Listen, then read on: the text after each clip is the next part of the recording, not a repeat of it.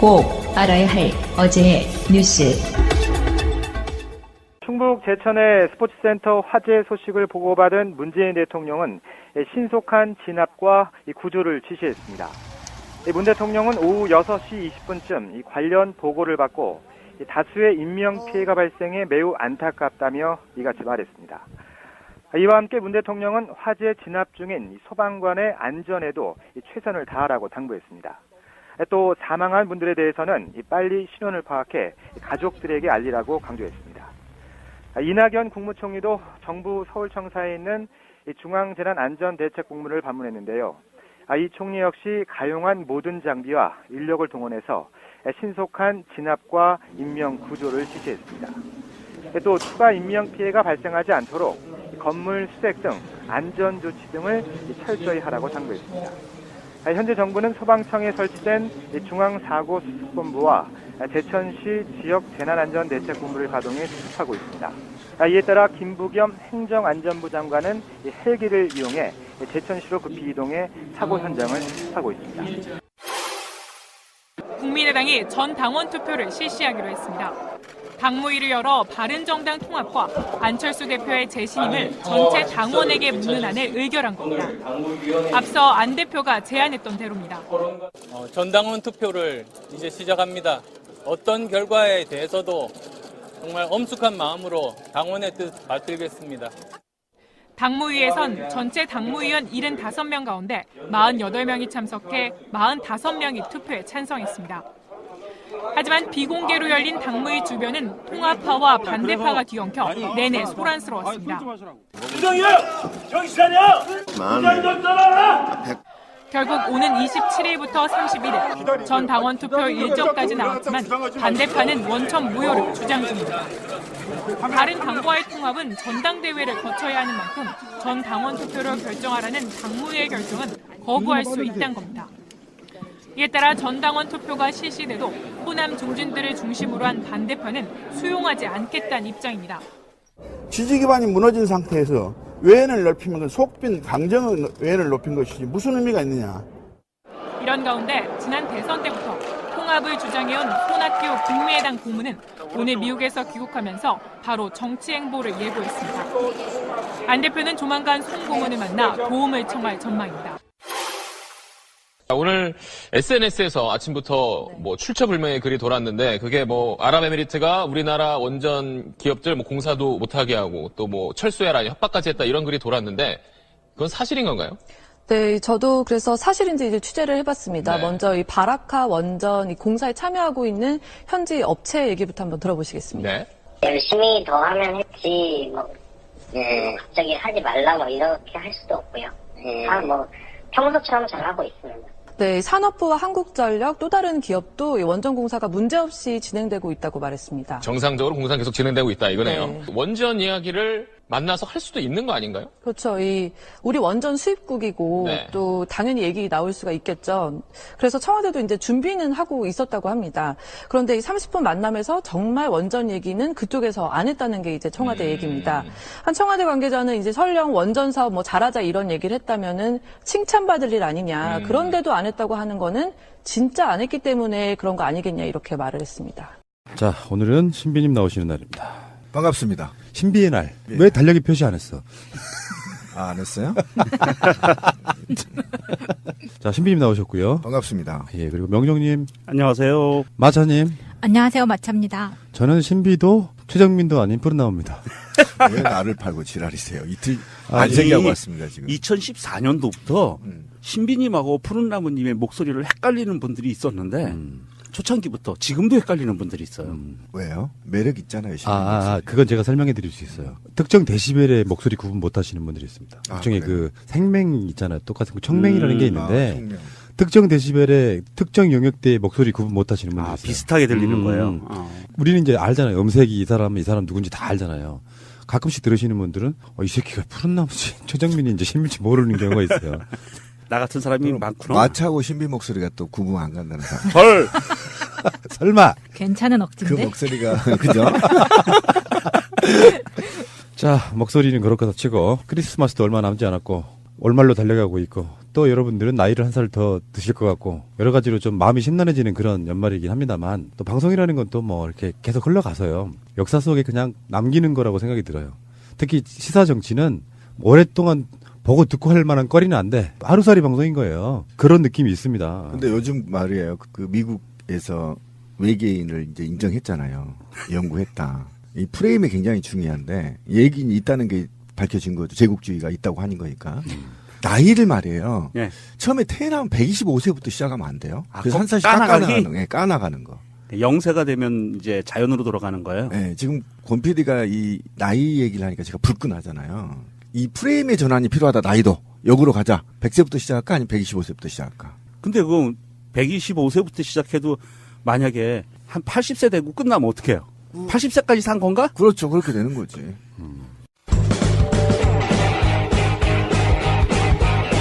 제도로서의 민주주의가 흔들리고 구타는 일은 이제 없습니다. 민주주의가 밥이고 밥이 민주주의가 되어야 합니다.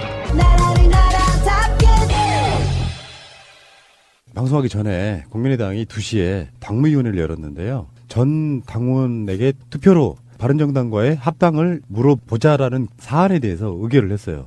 국민의당 당무위원회 위원이 총 75명이래요. 그중에서 46명이 찬성을 했다고 합니다. 사실상 당무위원회 자체가 친안으로 만들어진 기구다라고 이야기를 하더라고요. 그래서 이것에 대한 통과는 사실상 뭐 기정사실로 됐던 부분이고 이렇게 되면 국민의당 전 당원 투표를 하려고 하는 것은 일단 통과가 됐습니다. 그런데 이게 불법성이 있냐 없냐는 이제 다른 문제고 안철수 입장에서는 전체 지역구원이 24명이래요. 그리고 나머지가 비례대표야. 일부는 비례대표라고 할지라도 안철수의 입장을 지지하지 않는 의원들도 꽤 있어요. 그래서 전 방송에서도 말씀드렸지만 현역 의원들은 반대하는 기류가 훨씬 더 강한 것 같아요. 그러니까 의원총회 같은 데 나오지 않고 당원에게 물어보겠다는데 이 자신감은 제가 봤을 때는 안철수가 당대표 나와가지고 과반을 넘기면서 1위로 당대표가 되지 않습니까? 그러니까 대선을 치른 후보이기 때문에 전 당원에게 물어보면 국민의당 당원들은 통합을 찬성할 거라는 자신감 속에 지금 밀어붙이고 있는 거거든요. 어쨌든 간에 당무위원회에서는 이제 의결이 됐어요. 일단 당무위원회에서 저지를 저는 할 줄 알았는데 한 번에 저지도 못하고 바로 통과된 이유는 어쨌든 입구에서 전부 다 반대파를 들어오지 못하게 저지를 했다는 거죠. 저지에서 이제 큰 무리수는 없었는데 어쨌든 호남의 박지원 의원을 중심으로 정동영 등 어쨌든 전면 보이콧을 하겠다는 입장을 당무회의에서 저지를 시키겠다고 발표했는데도 불구하고 어쨌든 당무위원회가 압도적으로 좀 진행이 됐습니다. 이거는 제가 볼 때는 지난 안 대표의 전국 순회를 통해서 자신감이 생겼다. 그리고 이 자신감 속에 지역의 권리당원들과 기득권인 국회의원들 사이에 괴리가 있다라는 걸 확인한 것 같고요. 그 확인의 괴리 속에서 어쨌든 자신 있게 지금 통합이 가능하다라는 판단이 섰다. 일단 이게 섰다. 서서 지금 일사불란하게 앞을 향해 진행이 가고 이 계획은 어쨌든 유승민 바른정당과 함께 호흡을 맞춰가면서 진행되고 있는 모양새가 지금 보이고 있죠. 국민의당은 안철수가 생각하는 수순대로 가는 거예요. 그래서 바른정당도 여기에 대해서 지금 이제 통합을 위한 어떤 사전 정지 작업이랄까 이런 거를 착수를 했는데 제가 이런 키워드를 한번 던져드려 볼까요? 문득 그런 생각이 들었어요. 안철수를 그냥 미워하는 대상으로서가 아니라 그냥 평범한 정치로 보면 사실은 우리가 안철수를 이용해 먹을 구석이 정말 많더라. 이런 생각으로 한번 생각을 한번 바꿔봤어요. 무슨 말이냐면 안철수가 지금 노리는 건 제가 봤을 때는 호남 포기예요. 그 당연한 거지. 지금 하고 있는 건 다 호남 포기로 보이잖아. 안철수가 정말로 홍준표의 자유한국당을 누르고 바른정당과 합당을 한 뒤에 보수의 포지션을 제대로 가져가겠다. 자기가 한번 재미를 본 총선에서의 그 느낌을 가져가서 아예 자유한국당을 3위 정당으로 내려앉히겠다는 포부가 보여서 요거를 잘 키우면 있잖아요. 그들 간의 보수 먹기 싸움 이런 느낌으로 가지 않을까라는 생각이 들어서 적절하게 이용하는 것도 방법이다라는 생각이 좀 들었어요. 국민의 입장에서 네. 좋은 아이디어네요. 네. 그런데 저는 이제 그렇게 보지 아까 질문에 대해서 왜 우리가 안철수를 반대하지? 라는 질문에 대해서 저는 굉장히 오랫동안 준비가 돼 있어요. 그러니까 안철수가 정치권에 접어들었을 때 굉장히 국민들한테 이미지가 좋았던 새정치 그리고 그만의 새로운 정치의 영역을 구축할 거라고 기대를 했었고 그런데 그 하는 지금까지 보여주는 것이 결국은 짝짓기였었고 여기 갔다 저기 갔다 철새처럼 좀 움직인단 말이에요. 그런데 저도 이제 그 생각을 해봤어요. 왜 안철수 씨가 그럴까? 그렇게 높은 지지를 받고도 민주당에 들어가서 민주당에서 새로운 정치를 구현하기 위해서 어쨌든 당내 적폐청산이 아닙니까? 기득권 세력들의 적폐를 없애기 위해서 당내에서 개혁위원회를 만들어서 어쨌든 조국 교수 중심으로 해서 개혁안을 만들었었는데 그에 반발해서 나간 거 아닙니까? 그 나가서 이제 새로운 당을 만들어서 40석이라는 어마어마한 의원들을 탄생시켰단 말이에요. 자, 그러면 적어도 더불어민주당, 그 다음에 정의당 또는 진보당, 노동당 이런 정치를 지향하는 정치 철학, 그리고 자유한국당의 극우 정치 철학, 그 다음에 저는 우리 이 나라에는 중도 보수 정치인이 없다고 생각하는 사람 중에 한 사람이거든요. 그러면 정확하게 자기 정치적 포지션을 취하고 그 포지션을 확대해 나가는 과정에서 자기 정치적 철학을 만들고 그다음에 자기의 지지 세력을 만들어야 되는데 지금 한번 보십시오. 40석이 적은 석이 아닙니다. 지금 39석인데 39석이 얼마만큼 힘을 발휘할 수 있는 건지 그리고 거기에 대해서 얼마만큼 새로운 정치를 구현해낼 수 있는 것인지에 대한 힘은 우리 국민이 더 잘할 겁니다. 그럼에도 불구하고 그것도 부족해서 아무런 리더십이나 또는 새로운 정치적 철학을 만들어내지 못한 상태에서 또 짝짓기를 한단 말이에요. 짝짓기를 또 하죠.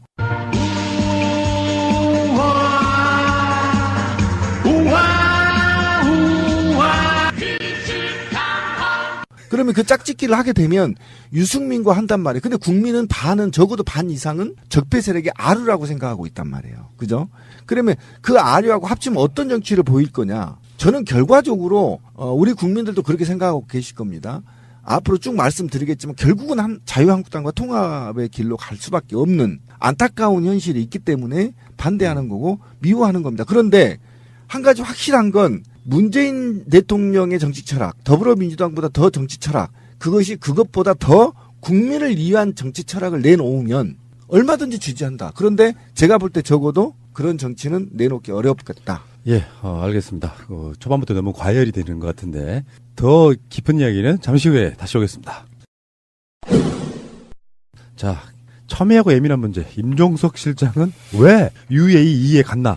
근데 지금 청와대가 지금까지 내놓은 이야기는 박근혜 정권에 의해서 UAE와 관계가 좀 틀어진 부분도 있었다. 그런 부분도 어느 정도 무마하러 간 건 사실이지만 문재인 정부의 탈원전 정책 이런 것들로 사이가 나빠진 건 아니다. 여기까지가 지금 청와대 관계자 쪽에 나온 말인데 저는 그런 얘기를 하고 싶어요. 관계자라는 말을 믿으면 안 돼, 일단. 관계자라는 말로 뭔가 퉁치려고 하면 안 돼. 실제로 어떤 관계자가 이런 얘기를 했는지를 몰라. 잘 생각해 봅시다. 우리가 무슨 신문의 기자라고 하면요. 내가 어떤 기사를 의도하고 싶으면은 자기가 소설을 쓰면서 청와대 관계자를 빌어서 이야기할 수 있어요. 그러니까 확실하게 청와대 관계자 누구인지라는 말이 안 나오면 소설일 가능성도 있다는 걸 한번 생각해 보시고요. 그리고 이렇게 중요한 사항은 반드시 성이라도 출처를 밝히는 게 신뢰를 높이는 것이고 그렇게 아까 권 PD가 얘기한 대로 그걸 못하니까 복수의 청와대 관계자는 이런 개 같은 짓을 해서 장난을 치는 거예요. 보통 언론들이 관계자라고 얘기하면 그 관계자는 자기 언론사의 데스크를 의미하는 거라고 짐작이 되고요. 아니 그놈들 관계자는 집에 있지. 그런가? 제 생각에는 이제 데스크를 의미하는 거라고 보고 인터넷 SNS 여론이라고 하는 건 자기 의사라고 보고요. 저는 그렇게 판단을 하고 있거든요. 그래서 청와대 관계자라고 얘기하면 이 신문사의 데스크에서 그렇게 논조로 가져가구나. 저는 그렇게 보고 있고요. 사실 뭐 청와대에서 지금 계속 공식적으로 얘기하고 있잖아요. 그거 아니라니까? 라고 얘기하는데 맞대니까 그리고 기자들이 받아치는 거잖아요. 임종석 실장 나와라 했는데 공교롭게도 휴가를 간 상황이잖아요. 그래서 그럼요. 연차 쓰려고 하자. 상임위원회가 열렸는데 난리도 아니더라고 거기서. 그러니까 이게 국정원 제1차장이 따라갔다는 부분 그리고 그 왕세제라고 하는 옆에 배석했던 사람이 원자력 관련한 업무를 갖고 있는 사람이기도 하지만 그냥 일상에 그건 부수적인 업무죠. 예. 다른 장관직을 수행하고 있다는 이런 부분도 있고 행정부 장관인가 하여간 그래요. 근데 이것도 좀 웃기는 프레임인 것 같은 게 우리가 방송으로도 이야기를 여러 번 했지만 만약에 문재인 정부의 탈원전 정책 때문에 UAE가 불편할 게 뭐 있을까요? 그건 아닌 것 같아요. 그러니까 청와대가 기존의 박근혜 정권 같은 청와대가 아닌 입장에서 박근혜 정권 때 무슨 일로 왜 그거 있잖아 막 원전 막 건설비 이런 거 다 지원해줬던 게 이명박이니까 거기에 대해서 좀 틀어진 부분이 있다고 하는 그런 워딩 자체를 기본적으로 믿는 것이 가장 우리 건강에 좋을 것 같습니다. 자꾸 이야기를 비틀기 시작하면은 다 맞아떨어져요. 기자분들이 너무 예민해요. 기자분들이 지금 청와대 출입 기자분들이 너무 지금 신경이 곤두서 있어서 청와대가 하는 말을 일단은 믿으려고 하지를 않는 것 같아요. 어쨌든 MB하고 아랍에미리트 왕자하고 존나 친하다는 거예요. 네. 그러니까 저는 아랍에미리트의 왕자 MB하고 친한 왕자도 불러서 조사해야 된다고 생각해요. 내가 좀 웃으면서 하는데 좀 화가 난 게 뭐냐면 지금 이 정부는요 왜 그렇게 힘이 없나 모르겠어. 나 화가 나. 그러면 그런데 임종석 가서 갔다 씨발. 니네들이 가가지고 이명박이 조수지 찾으러 간 게 내가 무슨 잘못이냐. 톡 까놓고 얘기하고 니네 무슨 짓 했냐 거기서 얘기할 수 있다고 보면 돼. 그러냐면 이 정부는 그냥 투표로 당선된 게 아니고요. 투표 플러스 적폐청산이라는 역사적 큰 대망을 갖고 있는 거예요. 근데 여기다 대고 UAE 원전 게이트 이렇게 이름을 붙이기도 하고 그다음에 또 이렇게도 얘기해요. 한국당은 아랍에미리트 왕자하고 MB가 친하니까 무섭니? 이렇게 이제 한국당이 문재인 대통령이 이러고 있는가 하면 이게 장난하는 거냐 지금 이게 국제관계가 이런 게 아닙니다. 이 600만의 작은 나라라고 하더라도 원전이 나오는 나라기 때문에 어쨌든 그런 관계를 유지하려고 하는 청와대의 관계자가 가서 지금 MB 수사와 각종 이런 거 가서 설명할 수 있다고 봅니다. 국제관계. 그러면 쫄지 마. 니네 왕자 안 건드릴 테니까. 이렇게 할 수 있다고 봅니다, 저는. 그러니까 그냥 국제관계는 유지해, 우리하고. 단지 우리는 MB의 부정부패에 대해서 얘기할 수 있는 거지. 저는 이렇게 얘기할 수 있다고 봅니다. 근데 이거를 가지고, 한국당이 MB의 저수지를 찾으러 갔다라는 프레임을 만들어서 마치 MB의 저수지가 합리적인 것처럼, 정당화된 것처럼, 이렇게 더 씌워서 이제는 오히려 공격을 받아서 있잖아요. 정치보복 프레임을 또 씌워가지고 또 씌워가지고 임종석 실장 코너에 몰아놓고 너 이리 와봐 빨리 불러. 그럼 가서 임종석 실장 그래 돈 찾으러 갔다 그럼 뭐라 할 건데. 사실 이게 이 외교 관계라는 거는요. 그냥 있는 그대로 얘기할게요. 외교 관계는요. 외교 당사자들이 만나서 뭔가 내밀한 이야기들을 합니다. 이게 투자건, 그 다음에 외교 안보건, 아니면 뭐 범죄건, 무슨 일이든 내밀한 이야기를 하는데 그거를 언론에다가 다 밝혀야 됩니까? 그건 밝히면 안 돼요. 박근혜 때 봐왔잖아요. 어떤 짓을 해왔는지. 외교적으로 예민한 사항들을 그냥 밝혀버려서 우리나라의 언론에서 먼저 풀어버려서 막 외교 참사가 벌어지고 이러잖아요. 이게 외교 관계는요. 브리핑을 통해서 이야기할 게 있고 그리고 죽을 때까지 무덤으로 갖고 가야 되는 그런 발언들도 있어요. 외교 안에서는. 그런 것을 다 밝히라고 그러고 미루어 짐작해서 그거 아니냐라고 이렇게 기자들이 정부를 향해서 그렇게 칼날을 들이대면은요. 박근혜처럼 정치하라는 얘기예요. 그럼 박근혜처럼 정치 어떻게 해요? 기자님들 불러다 놓고 명령하다라고. 노트북 다 뺐고. 다 뺐고. 그 과자나 좀 놓고 음료수 놓고 차렷하고 부동자세로 듣게 하고 이렇게 했으면 좋겠나? 그건 아니잖아요. 그러니까 제가 자유한국당을 정말 짱돌로 조사버리고 싶은 건 뭐냐면 대통령이 자기 당 소속 출신의 대통령이 나라를 개판으로 만들어놨어. 그래서 국민들이 촛불을 켜서 탄핵을 해서 새로운 대통령이 만들어졌으면 적어도 대통령이 중국에 갔을 때 등다리에 칼은 꽂지 말아야 되는 거 아닙니까? 그렇죠. 조용히 잘 떼기를 바라고 그냥 침묵하면 있으면 되고. 그런데 일본에 달려가서 개지사슬을 하고 왔잖아요. 그러고 나서 아랍에미리트와 관계가 틀어진 게 박근혜 때문이라고 얘기를 하고 있는 거잖아요, 지금. 그걸 좀 복원하려고 간 걸 가지고 또 프레임을 더 씌워서 현 정부를 공격하고 있단 말이에요. 그러니까 이게 국제관계는 아까 명종님이 얘기한 것처럼 이게 여야가 없어요, 국익 차원에서. 그런데 등다리에 꼭꼭 칼 꽂고 있는 겁니다. 그러면 아랍에미리트에서 볼 때 뭐라고 하겠습니까, 우리를? 우리 정부를 뭐라고 하겠어요? 말을 다 하고 황세자 만나가지고 다 얘기하고 뭐 이것저것 다 얘기를 하고 왔는데 또 국내에서 공격을 하는 거야. 저 씨발 콩가리 나라 아니야? 이렇게 얘기하는 거예요. 그래서 아까 명종님이 얘기한 대로 국제관계는 쉽게 말을 못 여는 거 아닙니까? 이런 관계는. 그러니까 상대방의 입장이 있기 때문에 조심한 거란 말이에요. 그러면 자유한국당 그걸 알 터인데 국회 회의는요. 전부 공개예요. 누구나 볼 수 있단 말이에요. 접속하면. 그런데 거기다 대놓고 이런 인신공격을 하게 되면 국가 망신이라는 겁니다. 그러니까 정말 저는 자유한국당은 저는 해체되고 다시는 그런 정치적 철학이 우리 한국 사회를 지배하지 못하도록 견제하고 끊임없이 깨어있지 않으면 이들은 또 당한다. 저는 그렇게 생각합니다. 자유한국당 해산 청원이나 합시다. 그래야겠네요, 진짜.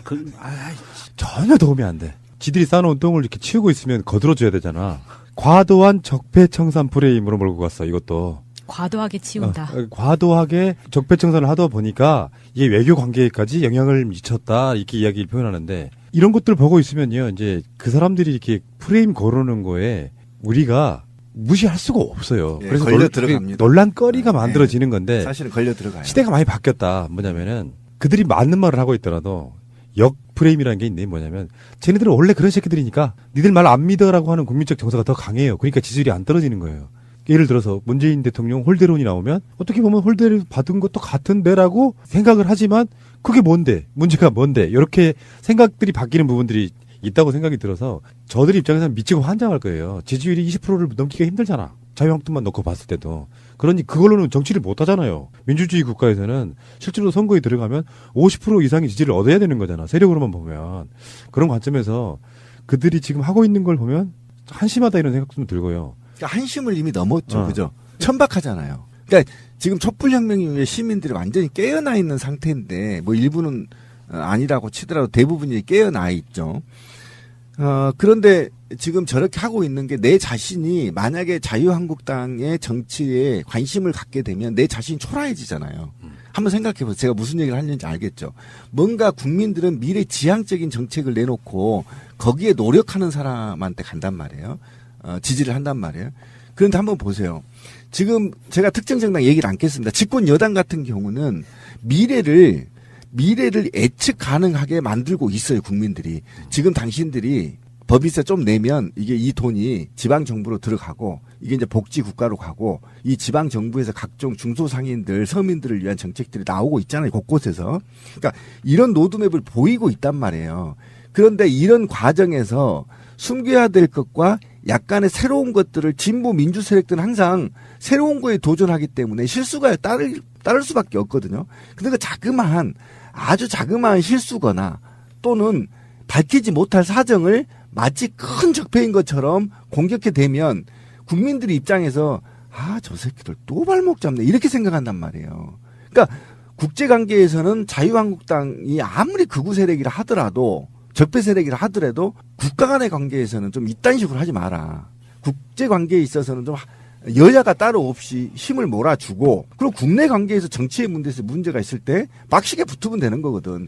이게 페어플레이 아닙니까? 근데 국제관계 갖고 이렇게 자꾸 늘어지면요. 정말 이거 국민들이 볼 때 스스로가 자존감이 붕괴돼요. 우리가 촛불 켠 이유는 근본적인 이유는 내가 박근혜 때문에 붕괴된 자존감 내 MB 때문에 무너진 자존감을 난 되살리기 위해서 투쟁했다고 생각하거든요. 그렇다고 친다면 앞으로 제2의 촛불이 안 켜질 보장 없다. 만약에 그 촛불이 켜지면 이제는 116명밖에 안 돼요. 자유한국당 직원들. 10명씩 짱돌로 조사버리면 돼요. 제발 좀 대승적인 정치를 했으면 좋겠다. 정권이 출범해서 6개월 정도를 지나고 나니까 컨벤션 효과는 일단 떨어져 있어요. 그렇죠. 근데 지지율은 사실상 그렇게 크게 빠진 게 없어. 한 70% 정도는 유지하잖아요. 플러스 마이너스 해서. 그 정도 되면은 저는 이렇게 생각합니다. 막 끌려가면 안 돼요. 어떤 프레임이든 간에. 정면 돌파가 저는 답이라고 생각해요. 지지율이 있을 때. 예. 막 좌고우면해서 이거 어떻게 하지 이러는 것보다 정권 초반에 장관들이 임명할 때 막 극렬하게 반대를 해도 요 느낌으로 가서 어느 정도 튼튼한 집으로 말하면은 골조 구조를 딱 만들어 놓고 시작하는 게 가장 중요한 게 아닌가 싶어요. 저도 문재인 대통령 그런다고 봅니다. 사실 지금까지 문재인 대통령이 노동계 문제를 제외하고는 100점짜리입니다. 네, 한 번도 실수한 적 없어요. 국제관계도 마찬가지고요. 아직 노동 문제가 정책이 지금 안 나와서 그렇지 노동 정책을 제외하고 저는 분명히 말하지만 100점 넘게 줄 수 있습니다. 예, 만점짜리 지금까지는 잘하고 있습니다. 그리고 문재인 대통령을 보면 내 자존감이 올라가잖아요. 그죠? 맞아요. 네, 그게 뿌듯해요. 네, 뿌듯하죠. 그래 내가 잘 뽑았다. 잘 투쟁했다. 이런 거잖아요. 이제 노동 문제 1년 기다려달라고 한 거니까 저는 이제 그걸 믿지만 지금까지는 전 만점이다. 말려 들어가면 안 된다 여기에. 말리면 우리 모두가 다 죽는다. 신비님의 성장이 정말 뿌듯합니다. 왜요? 왜 그러냐면은 이런 게 있어요. 관점으로 보면 피해의식. 결국 기득권에 당했다는 피해의식들이 어떤 경우는 다 못 믿겠다 이런 경우도 꽤 많잖아요. 진보 쪽에. 문재인이나 뭐 박근혜나 뭐가 그렇게 다르겠어? 이렇게 하지만 그게 이제는 노무현 대통령이나 김대중 대통령 때 정권 바뀌면 세상이 다 좋아지는 줄 알았던 것이 아니라 적도 있고 사회적 흐름도 있고 그들이 또 씌우는 완고한 기득권들의 프레임도 있고 그러다 보니까 결국은 말려들어가지고 이도저도 아닌 상태에서 에이 왜라 모르겠다. 노무현이나 김대중이나 다 똑같네. 요 관점으로 가면 이루는 게 하나도 없어서 기다릴 줄 안다는 거. 난 그게 굉장한 성장이라고 봐요. 저는 원래 10년 기다렸습니다. 왜 이러세요? 앞으로 5년 더 기다릴 수 있어요. 내가 다 알고 있는데. 그렇게 사람이 이런 이야기를 한번 드리고 싶어요. 마지막으로. 그 변신이냐 뭐냐. 그게 이재명 시장이 했던 이야기인데 문재인 대통령 전에 박근혜에 대해서 막 엄청 깠었잖아요. 이재명 시장이. 요즘에 이재명 시장이 많이 고분고분해졌어요. 스타일이. 예, 그걸로 당신이 왜 이렇게 변신을 하지? 이렇게 이야기를 하니까 하는 말이 그래요. 시대 상황에 따라서 사람은 바뀌는 게 정상이다. 그렇죠. 박근혜랑 싸울 때는 알았건 몰랐건 간에 날 강하게 세워가지고 저 사람들이랑 막 싸우는 그 모습 보여주는 것만으로도 상당히 힘이 됐어요. 일반 보통 국민들한테. 큰 힘이 됐죠. 근데 지금 여당 마인드가 있어야 된다는 거지. 그 여당 마인드라는 게 변심 이런 게 아니고 현실에 맞게끔 내 생각을 조정해주고 국민들한테 대안을 제시할 수 있어야만 여당 정치인이라는 이야기를 듣는다. 이 이야기를 들으면서 내가 그렇게 생각하는 것도 크게 다르지는 않구나. 뭐 이런 생각을 한번 해봤던. 성남 같은 경우는 대통령이 중국 방문 이후에요. 즉시 전문가들 초청해서 양국 우호적 관계에 대해서 지방자치단체 간 무엇을 윈윈할 것인가를 지금 토론하고 있거든요. 그러면 저는 제가 화가 난 게 아까 굉장히 좋은 얘기를 했는데 그러면 전국에 있는 더불어민주당의 지자체장들은 왜 안 하는 거냐. 대통령이 갔다 왔으면 즉시 각 우호관계를 가진 지자체가 있거든요. 중국에. 그러면 불러들여서 어떻게 지역 경제를 서로 윈윈하면서 발전할 거냐. 성남시처럼 논의해야 된다고 봅니다. 그것이 바로 여당 관점. 예, 동의합니다. 여당 마인드. 이걸 뭐라고 해야 되나? 영어로 설명할 수 없나요? 마차님? 여당 마인드를 영어로 어떻게 설명할 수 있을까요? 얘 또 트럼프 깠는데 영어를 해. 그냥 한국말로 해. 그렇게 하면 되겠대요. 우먼 파티 마인드. 뭔 말이야, 저게. 유머야, 이게? 여당심. 친미파들. 자, 알겠습니다. 대한민국 완전한 대한민국 문재인과 손잡고 다시 하는 우리 대한민국. 끊지 마세요. 끊지 마세요. 강경화 외교부 장관이 일본을 갔어요. 불가역적 합의라고 우리가 했던 2015년도에 12월 28일 날 한일 위안부 합의라고 하는 것에 한국과 일본 사이에 뜨거운 감자 같은 게 남아 있어요. 문재인 대통령은 그것 자체는 잘못된 거라고 여러 차례 이야기했어요. 선거 과정에서도.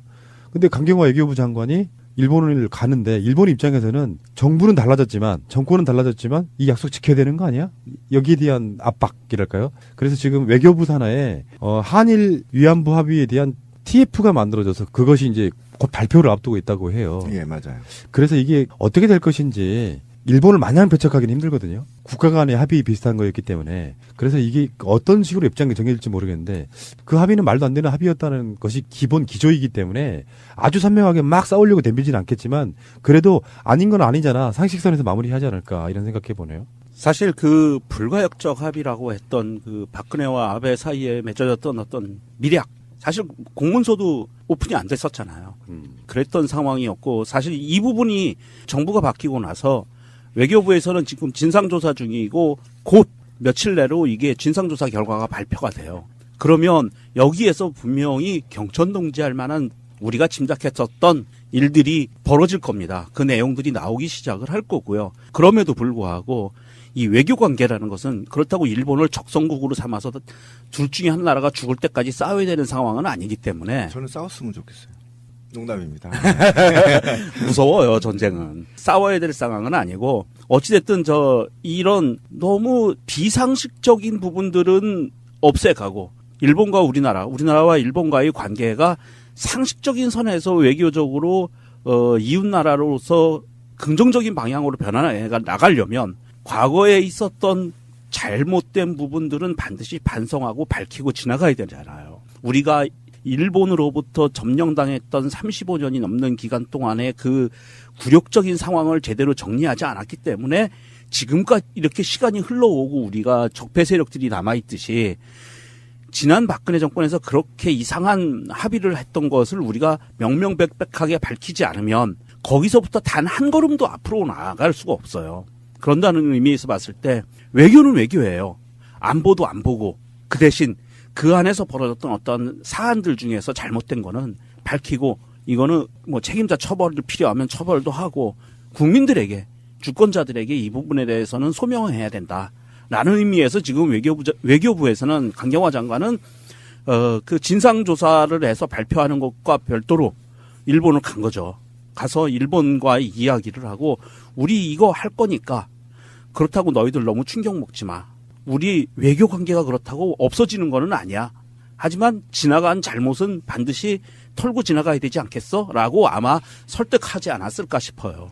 그러니까 이 문제는 간단치가 않은 문제. 일단 제가 얘기를 해보면 이 문제는 중국과 한국과 필리핀, 인도, 대만 엄청난 국가들의 피해자가 일단 있어요.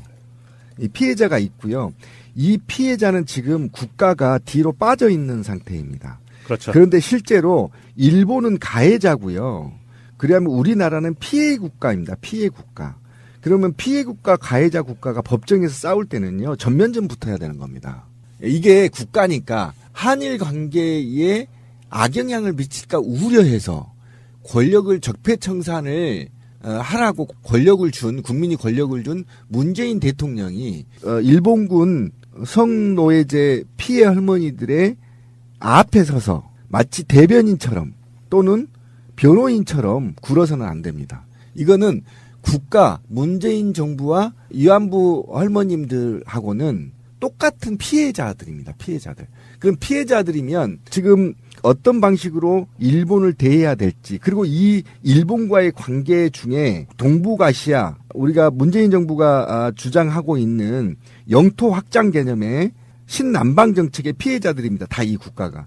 그럼 이 국가들의 모델이 돼야 돼서 이 국가들의 리더십을 발휘하려면 이것은 이 국가들도 모범이 될 수 있는 협상안을 끌어내거나 또는 거기에 상응하는 일본의 대가를 치르게 만들어줘야 되는 겁니다. 그런데 문재인 대통령이 굉장히 영리해요. 제가 볼 땐 만약에 일본을 먼저 갔더라면, 방문을 했더라면 이게 꼬였을 수 있어요. 그렇죠. 그런데 지금 중국을 방문했단 말이에요. 그리고 중국과 우호적 관계를 대선포를 했단 말이에요. 그리고 북한도 곧 평창올림픽을 초청하기 위해서 훈련 연기하자. 미국 오케이. 이렇게 됐단 말이에요. 그런데 왜 그러면 미국에서 오케이를 했느냐면 지금 트럼프가 지금 미국에서 자리를 잃기 시작했어요. 굉장히 지금 안 좋은 상태에 있습니다. 이 상태에서 한국이 러브콜을 하니 덥석 받은 겁니다. 근데 이 상태에서 이제 문재인 대통령은 될 수 있으면 이 문제를 빨리 TF팀에서 분석하고 일본을 가시겠다는 겁니다. 지금 문재인 대통령이 가겠다는 건 뭐냐면 한방 날리겠다는 겁니다. 저는 그렇게 보여지거든요. 지금 그러면 정세가 국제정서, 한반도를 중심으로 국제정서가 급격하게 문재인 대통령이 얼마 되지도 않는 6, 7개월 됐는데도 불구하고 이 헤게모니를 문재인 대통령이 지금 잡아버린 겁니다. 트럼프도 지금 뭐라고 말을 못하고 있고요. 중국에서도 말을 못하고 있고요. 일본도 그냥 홍준표 불러가지고 좀 불편한 심의 정도 할 정도 뿐이지 실제로 문재인 대통령을 향해서 직구를 못 날리고 있어요. 그 뭐냐면 이미 헤게모니가 문재인 대통령을 향해 집중되고 있다는 겁니다. 대국의 중국까지도. 이 정도의 분위기를 잡고 일본을 건너가면 이거는 반드시 우리 국민들이 원하는 정도의 답을 문재인 대통령이 받아올 가능성이 굉장히 높습니다. 그래서 저는 강경화 외교부 장관이 굉장히 수준 높은 정치를 하고 있다는 굉장히 그래서 이렇게 흘러가는구나 분위기가. 왜 그러냐면 박근혜 정부에서는 길이 안 보였잖아요. 솔직히 일본 관계가. 굴욕적이었잖아요. 근데 거국적인 시각은 신비님 말씀이 맞을 수 있는데 예를 들어서 명칭은 위안부 합의라고 했지만 국민적 합의를 찾지 못한 상황에서 합의를 했다가 말한 대로 국민 대다수가 이 합의를 정서적으로 받아들이지 못하고 있는데 무리하게 이끌었다가 지금 이 사단이 난 거잖아요. 그렇죠, 근데 그렇죠. 강경화는 투트랙 기조를 이야기를 하고 있어요. 문제와는 별도로 회복을 위한 노력도 병행을 하겠다는 거잖아요. 근데 여기에서 지금 계속 언론에서는 강경화가 위안부 문제 해결 적임자라고 하는데 저는 이거를 강경화를 이 안에 가두는 어떻게 보면 프레임이라고 해야 되나? 그런 그렇죠. 생각이 드는 거예요. 제목 자체를 시험대 섰다라고 네. 표현을 하기 때문에 그래서 이건 문제가 좀 심해요. 그 안에 딱 세워놓고 지나친 기대를 막 심어줘가지고 조금이라도 삐끗했을 때 이게 다 강 장관 탓이다 이렇게 몰아갈 거란 말이에요.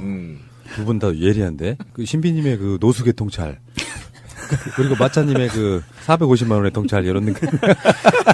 그래서 좋아요, 예. 이게 화해와 치유 재단에서 캡사이신 맞고 막 그 난리를 쳤잖아요. 그거는 다 심청년. 예. 네, 화해와 치유가 되지 않았기 때문이었는데 강 장관이 후보 시절에도 강력한 협상자였기 때문에 일본 극우가 가장 싫어하는 후보였단 말이에요. 그렇죠. 근데 그와 같은 입장이 자유한국당 같은 야당의 입장이었기 때문에 절대로 강경화는 안 된다고 했던 거를 보면 지금 언론이 하는 짓이나 야당이 하는 짓이나 위안부 문제에 대해서 무조건 강경화가 어떤 입장을 밝히든지 물어뜯을 거다. 이번에 중국에 가서 사드 문제도 위안부 문제도 사실은 박근혜 똥치우기야. 그렇죠. 예초에 그런 게 없었다 그러면 이런 문제를 풀릴 이유가 없는 거예요. 맞아요. 그래서 왜 이런 거 있잖아요. 그냥 없었던 것은 없었던 것대로 불편하고 살아요. 근데 있었던 것을 다시 치우는 건 굉장히 힘든 거야. 상대방에 대한 태도 같은 건데. 그래서 그 정세현 전 통일부 장관이 최근에 한 얘기가 굉장히 공감이 되고 저랑 생각이 똑같으시더라고. 이제 문재인 대통령이 한반도 운전자론에 시동을 걸었다 이런 거거든요.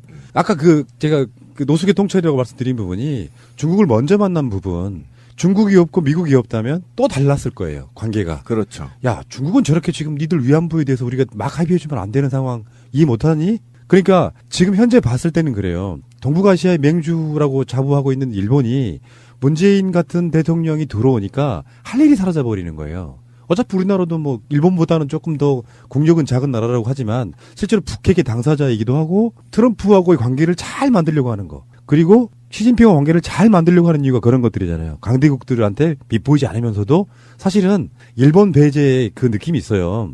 지금 그런 느낌이 강하죠. 그런데 여기서 만약에 위안부 합의 문제에 대해서 박근혜 정부와 별다리 것이 없는 정도의 그 어떤 결과물을 내놓으면 국민적 지지가 확 떨어져요. 그러니까 확 빠지겠죠. 여러분들은 우리가 방송을 해보면 느끼는 것 중에 하나가 국민들을 막 자극해가지고 박근혜 지지율이 확 떨어지던 시점 생각해 보시면은 위안부 합의 국정교과서 이런 것들이었거든요. 그렇죠. 진짜 말도 안 된다. 그러니까 이 부분에 있어서 국민적 정서라는 게 보수 쪽도 제대로 된 보수라면 일본에게 할 말을 하고 위안부 합의 문제가 있었다라고 이야기할 수 있을 정도의 정부의 어떤 그런 걸 전 바란다고 보거든요. 그래서 외교부 TF에서 나온 그 결과물과 해서 일본과 재협상을 할 수 있지 않을까 전 그렇게 생각을 해요.